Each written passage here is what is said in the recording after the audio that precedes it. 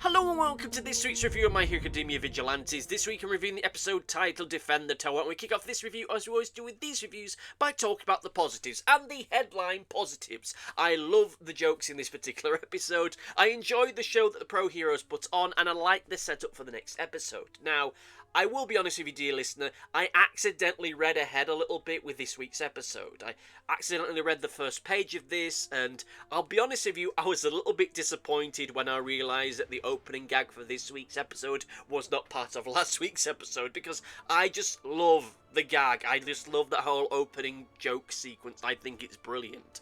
It is Captain Celebrity showing a picture of his wife and baby, and presumably all this is happening a few weeks or possibly months since the whole reveal that she was pregnant, and you know, at some point or another he's flown back to be with the baby and be with her. And I just love the grumpy expression both on his wife and also their baby. Like, I can understand her being pissy with him given what a moron that Captain Celebrity can be, but that baby is probably only minutes old and he already looks like he's sick of his dad's crap, just there like, oh, my dad's such a loser, oh, why am I going to have a father like him, and the baby gotta love me. However, you know, this week we get a better context for all of it, or at least I do, because I accidentally read that far ahead. Captain Celebrity has literally stopped his entire leaving concert thing to show off baby pictures. Which, you know, it's kind of cute and wholesome, but it's ultimately funny in the way that it ends up going, because none of this is planned, it turns out, and to be honest, given how ruthlessly these events are planned and managed, I'm sure that the show's director is swearing up a storm behind the scenes. But trust me, I know how these things work. He just stops this gig dead in its tracks to show off baby pictures, which... Oh, and then he decides to spontaneously ring up his wife, who's only just gone to bed because he's forgotten how time differences work, how time zones work. And he reveals to her, oh yeah, I'm just showing the baby pictures off to a few people. Okay, not a few people, not a couple people, like 50,000. And just, she starts to absolutely bollock him for all of it, which I really do love. She's having an absolute go at him, actually mad at him, and I absolutely love it. And all the while, you just got the audience looking confused by all of this. Like, they were kind of confused by the fact the entire show just stopped throwing to show baby pictures. But now that she started bollocking him, it just made it all the worse. Now, to be fair though, in the context of all of this, in the reality of all of this, this argument is being done in English, which most of the people in this audience probably don't understand, and if they do understand it, they're hearing it like from the speakerphone, from someone on the other side of the room from them, on the other side of the stadium. Well, I say speakerphone, it might not be speakerphone, but given how loud she is, she might as well be on speakerphone. If the anime gets this far, which I hope that it does, I would argue that the best way to have this entire scene go out would be to have Captain Celebrity and his wife arguing in English, and then you put what they're saying in subtitles in Japanese at the bottom. I got a feeling they're not going to do that, because they didn't do that kind of thing when you had the stuff with Star and Stripe in the main series. But I just love that. I just think that would just kind of underline and just make the confusion on everyone's faces seem a lot more genuine. And it would also be a good play on the whole dubs and subs thing, I think. But that's a whole other thing for all of the time. And just as he's floundering and this argument's starting to boil over, you just get the stage manager, one of the stage managers just pretty much going, quick, send out the heroes! He's floundering! He's losing the audience! And to be fair, at this point, he isn't really the Japanese hero industry's problem. He can flounder. He's not their responsibility. If he makes an arse of himself and they start sharing memes and stuff of him online, it doesn't reflect poorly on them. It's going to reflect poorly on the American hero industry. So they could just let this all go to hell. But hey, they're being polite, they're being kind, they're wanting to make sure he has a good send-off. But you can also argue that this is also more for the fact that they're pro-heroes. They don't get dragged down with this as well. You know, they're there for their appearance fees and to promote their name and promote their brand by being here. So, you know, it does make sense they're going out to do all this. Just get them out there quick. Ingenium's got a new action figure out. We need to get his name out there more. The Wild Pussycats have got a new workout DVD. We're gonna promote it. I know that when I talk about this kind of stuff, that isn't air of cynicism, but that air of cynicism there, it's something that is technically there, I suppose, in My Hero Academia and Vigilantes. I just wish that it learned into it a little bit more. But hey ho, I'm glad that we aren't going full on to cynicism here, because I think that's something that's way too common in superhero fiction these days in any case, but there's a whole other discussion for a whole other video series. I do like the heroism that we end up seeing on display within this episode, this whole display of hero skill and hero activity. I think it's well drawn and well presented. The artwork here is great and continues to show these characters as being truly a cut above from everybody else. They are shown as being legitimate, skilled, athletic, powerful heroes who are in their own right, and how they are shown, how they are drawn, it creates a clear and distinct difference between these heroes and our friends in the vigilante circle, and I think that was all put together brilliantly well. It is interesting seeing how they're showing off here, because these guys aren't really performers, they're heroes, but they're using their skills and their quirks in performative ways, and with some of them it makes more sense than others. We've got Best Jeanist, whose power is manipulating denim, just flying about and creating clothes for some of the heroes. Neat, cute, fun. We've got Ingenium doing like an Evil Knievel thing where he's going up the ramp and flying through the flaming hoop or whatever it is. Good, great. And then we've got Snipe or whatever his name is, just shooting things. And it's not like a thing like he's got all these hundreds of targets. No, he's just kind of jumping about, just kind of shooting things. Sure. And we've got the Wild Pussycats who are just there. They strike a pose and okay. Look, all this stuff is fun, and from a mechanical point of view, it's paced very well. It doesn't take up too much time, and it doesn't drag too much from anything we see before it or after it. I think that it's a nice way to segue from the goofy opening gag to then what comes in the latter third of the episode.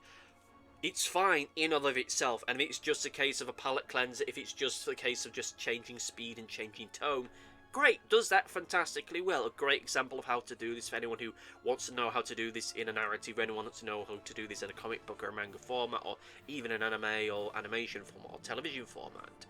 I don't have issues with it mechanically, I have issues with it conceptually, which I will discuss in greater detail when we get into the negatives. But hey, from this point on, we get into the... I know, just realised I'm doing this fairly linearly, but whatever. We get into the big attack on the Sky Egg. Now, you'd have thought that, given that Eraserhead and Fat Gum were the first people to realise that this was about to happen, and they're not that far away from all of this, that they might have rang up ahead and warned everyone, like saying, oh crap, there's a big villain attack coming your way, and you've got all the best heroes in the building. Maybe should ought to do something about all of that. But you could also argue, because of how fast all of this is moving, that they weren't able to. And you could also make the argument that what we're seeing in the first half of this episode is everything that was happening around the time that Eraserhead was beating up animals, and these events are happening simultaneously with one another, so they just don't have the time. When they see these things flying over to the Sky Egg, it's like happening at the same time that Crawler and Captain Celebrity are just in the observation deck. So they just wouldn't have the time. They might be able to ring them up, but by the time they get through to them, it's a case of, oh my god, they're going to blow up the building! Oh, they're only here! Oh no! Okay, so great. Whatever. Good for them, but I suppose that's excuse for it. It's all happening simultaneously. We have Crawler being a runner for the behind-the-scenes stuff, which makes total sense, because they're not going to give him a major role with all of this. It's just kind of amazing how his role in the background of all the performance stuff has changed. Why he's gone from being like a manager to being a backup performer to just being a guy that stands there and makes the tea to just someone who runs around and tells people what's going on. Like, to be fair though, for a Crawler and where he is, he's getting a lot of job opportunities. He's getting a lot of work experience stuff I really wish I had had, or I had, full stop. So he is getting this chance that he can put it on his CV or his resume, if you're so inclined, so you can say, oh yeah, I've done all this stuff. Don't ask me how I did all this stuff or how I got to be in this position, because I can't tell you, because it might be a bit illegal. I mean, it might just be a little bit, you know, a little bit nepotistic, if you get my meaning. But still makes sense that he's doing that, and at least to that little moment where Captain Celebrity is trying to smooth things over with his wife. Okay, good.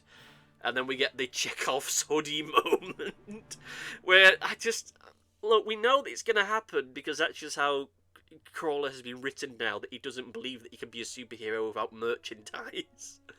But it is just how it's presented. I'm not terribly keen on. Like, it's just in a small panel of, oh wow, look, a hoodie. Okay, I'll come back to that later. They're just literally underlining it, and I'm not sure that I like that, but still, whatever.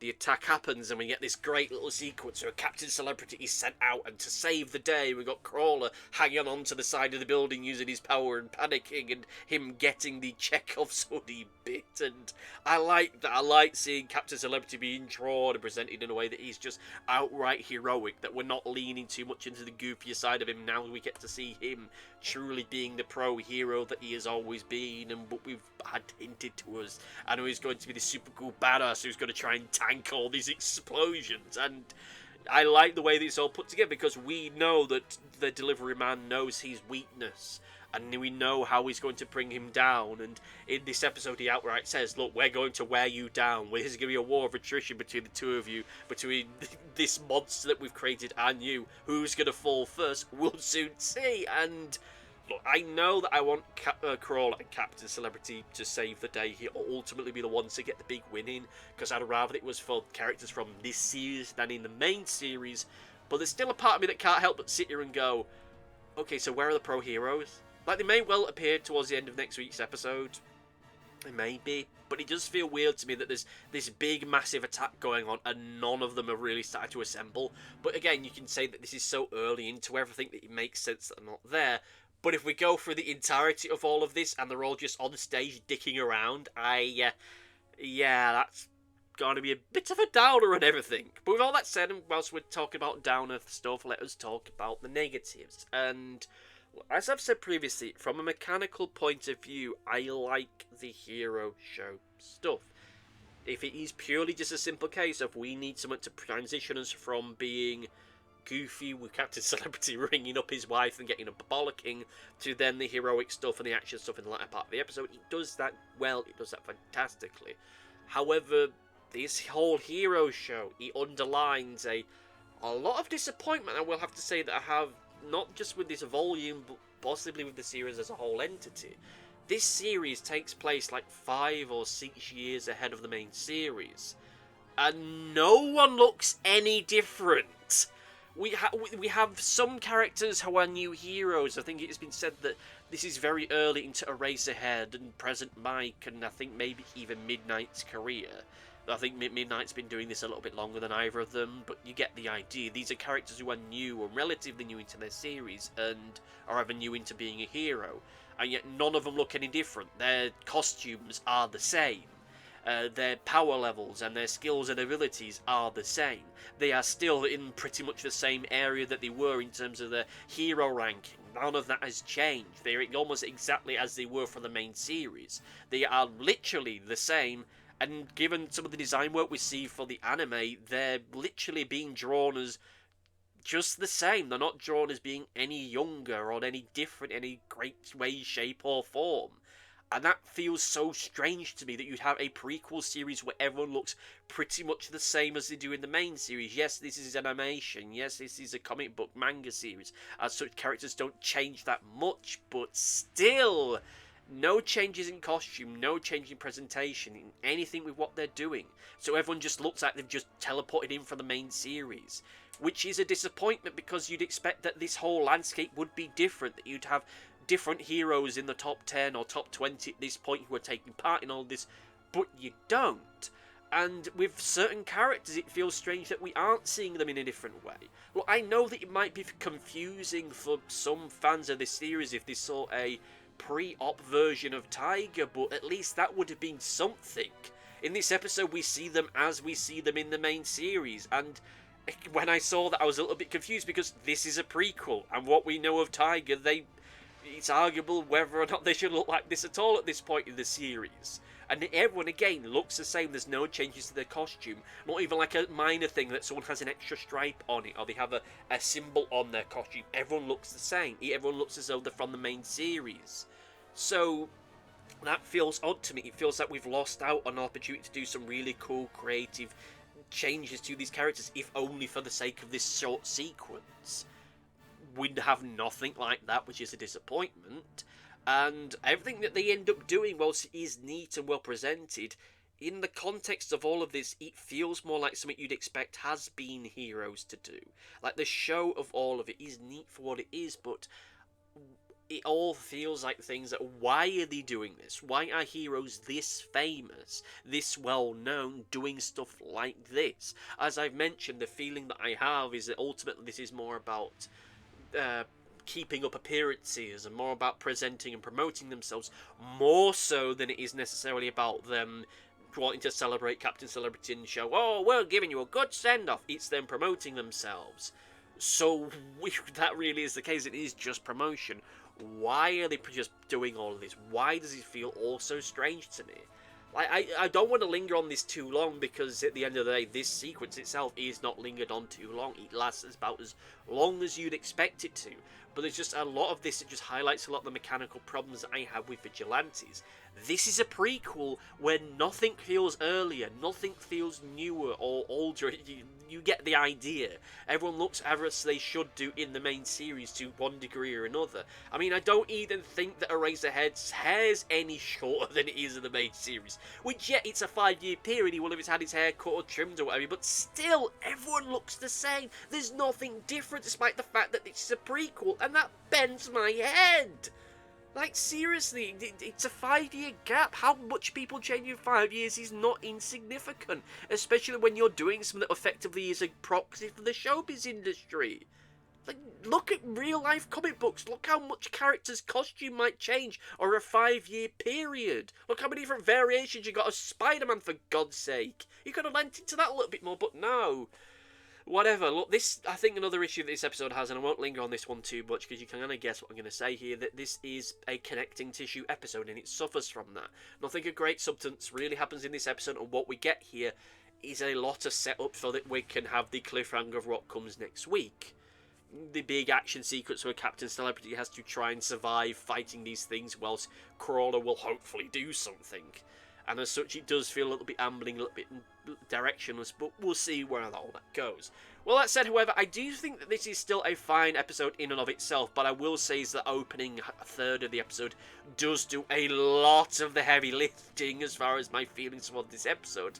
And the action stuff we do get midway through the episode with the heroes doing their show is fine in itself, but it does end up making it feel as though, whilst this is a prequel, it's not a prequel in the way that it really should be, but that's a discussion I think for a whole other time. Well, that's said and done, however, let's get into Comment Corner! It's time for Comment Corner! Comment coming from Big X1, who says, I like how this volume goes. It feels like the series is getting back on track. Thank you for your comment, and I have to say that, well, I hope that that is the case and it's going to stick the landing here, because, well, I feel that we've been in similar positions to this before, where it looks like, oh, we're about to turn a corner and something big and great and amazing is going to happen, only for things to kind of, well, not go anywhere. Alternatively, major characters, original characters in this story ultimately don't do much of anything, but we'll see. I am optimistic, possibly naively so, that maybe, just maybe, this will be the moment that everything turns around and great things are going to start happening, but we'll soon see. Let me know what you thought about this particular episode in the comments down below. Thank you all for listening, and see you next time. Goodbye! Thanks for watching. Be sure to like, favourite, subscribe, click the bell, and do all the YouTubey stuff that YouTube wants you to do. Go on, it'll do me a power of good. Until next time, my friends, goodbye!